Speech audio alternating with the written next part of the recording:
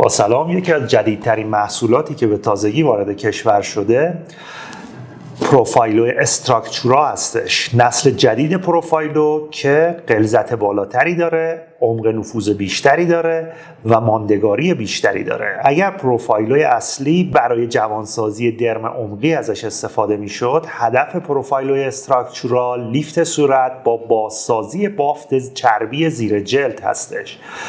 افزایش هیالورونیک اسید از 32 میلی گرم به 64 میلی گرم در هر دو نوع لو مولکولار ویت و های مولکولار ویت و اتصال اونها با کمک تکنولوژی نایکو باعث شده ماندگاری طولانی تر و بهبود بافت چربی بتونه اتفاق بیفته. دو دسته از افراد میتونن از این ترکیب جدید استفاده کنند. دو پروتکل درمانی وجود داره. یکی برای کسانی که با افزایش سن صورتشون تحلیل میره، چربی پوستشون کاهش پیدا میکنه و حالت پایین چهرهشون فرو رفته میشه. به روش در حقیقت سینکینگ در میاد، سینکر هستن.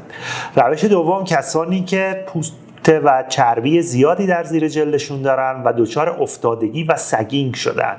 با تکنیک جدیدی که در تزریق در شرکت ایپسا طراحی شده، ما میتونیم برای بازسازی بافت چربی و لیفت پوست و آبرسانی پوست از ترکیب جدید پروفایلو استراکچورا استفاده کنیم.